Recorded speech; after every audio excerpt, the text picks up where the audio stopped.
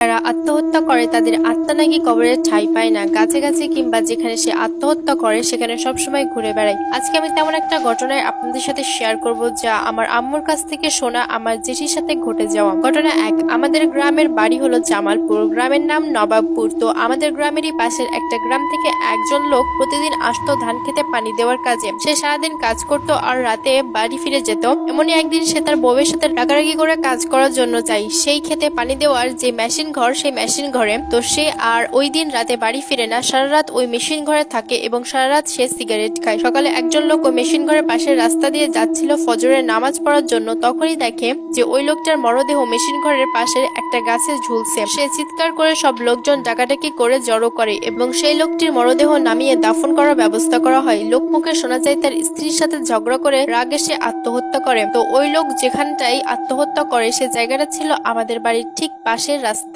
বলে রাখা ভালো, আমাদের বাড়িটা আজও পাড়া গায়ের মতো, চারিপাশে শুধু গাছগাছালি আর মাঝখানে আমাদের বাড়ি। তিনি মারা যাওয়ার পর থেকে আমাদের বাড়ি সহ আমাদের বাড়ির আশেপাশের বাড়ির মানুষও সন্ধ্যার পর আর বাড়ি থেকে বের হতো না ভয়ে। যদি কারো একদিন রান্না করতে দেরি হয়ে যেত তাহলে ওই দিন আর কেউ রান্না না করে শুধু চিড়া আর মুড়ি খেয়ে রাতটা কোনো রকম পার করতো। তাও ঘর থেকে বের হতো না সন্ধ্যার পর। এমনই একদিন জ্যোৎস্না ভরা রাতে আমার জেঠির খুব করে প্রকৃতির ডাক পায়। আমার জেঠি জানালা দিয়ে জ্যোৎস্নার আলো দেখে ভাবে হয়তো সকাল হয়ে গেছে প্রায়, তাই আর আমার দাদুকে ডাক দেয় না। বলে রাখা ভালো, আমাদের বাড়িটা এমন গাছগাছালি দ্বারা আবৃত থাকায় রাতের বেলা খুব একটা গাছ ছমছমে ভাব থাকতো, তাই কেউ যাতে ভয় না পায় তাই আমার দাদু, আমার আম্মু সহ আমার দুই চাচি এবং জেঠিকে বলে রাখে যে রাতের বেলা বাইরে বের হলে যেন আমার দাদুকে ডাক দেয়। ওই রাতে জ্যোৎস্না ভরা রাত দেখে সকাল হয়ে গেছে ভেবে আমার জেঠি আর আমার দাদুকে ডাক দেয় না, একাই যায় বাইরে। আমার জেঠিদের টয়লেটটা ছিল তাদের ঘর থেকে একটু দূরে একটা বাঁশ ঝাড়ের নিচে, তাই আমার জেঠি আর তাদের টয়লেটে যায় না, সে যায় তাদের ঘরের পিছনের দিক। আমার জেঠি যেই না বসেছে অমনি দেখে ওই লোকটি যেখানে আত্মহত্যা করেছিল সেখান থেকে আমাদের বাড়ির 81 গাছের বাগান দিয়ে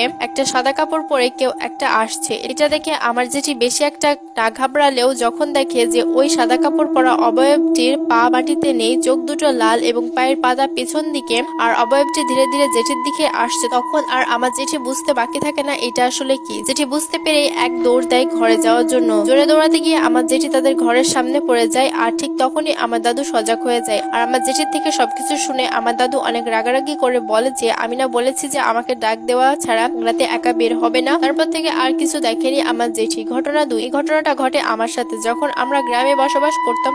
তখন আমি খুবই ছোট ছিলাম, এই ধরেন 4 বা 5 বছর হবে। আমার আব্বু চাকরির সুবাদে ঢাকা থাকতো আর গ্রামে আমি, আমার আম্মু আর আমার বড় আব্বু থাকতাম আমার দাদা ও দাদির সাথে। তো একদিন আমি আর আমার আম্মু এবং আমার আপুর রাতে ঘুমানোর জন্য প্রস্তুতি নিচ্ছিলাম। আমার আর আমার আপুর মধ্যে ঝগড়া হচ্ছিল যে কে আম্মুর সাথে শোবে এই নিয়ে। আমি আবার আমার আম্মুকে ছাড়া ছোটবেলা থেকে ঘুমাতে পারতাম না, আবার খাটের কিনারাও ঘুমাতে পারতাম না, মাঝখানে আমাকে শুতে দিতে হতো। তো আপু ওই দিন বলছে যে তুই তো সবসময় আম্মুর সাথে ঘুমাস, তো আজকে আমি আম্মুর সাথে ঘুমাবো। আমি এইটা নিয়ে আপুর সাথে ঝগড়া করছিলাম আর এক পর্যায়ে কান্নাও করে দেই। আম্মু বলছে আজকে আমি মাঝখানে ঘুমাবো আর তোরা দুইজন দুই পাশে ঘুমাবি, কিন্তু এই প্রস্তাবে আমি রাজি হচ্ছিলাম না। তারপরও আম্মু জোর করে আমাকে কিনারায় ঘুমানোর জন্য দেয়। তো আমি কান্না করতে করতে এক পর্যায়ে ঘুমিয়ে যাই। আমার ঘুম ভাঙে ঠিক মধ্যরাতে কারো পানির ছিটায়। আমি দেখছিলাম যে একটা সাদা কাপড় পরা একটা অবয়ব আমার মুখে পানি ছিটিয়ে দিয়ে চলে যাচ্ছে। আমি এটা দেখে সাথে সাথে আম্মুকে খুব শক্ত করে জড়িয়ে ধরি, কিন্তু আম্মুকে আর ডাক দেই না। এরপর এই ব্যাপারে আমি আর কাউকে কিছু বলিনি, কারণ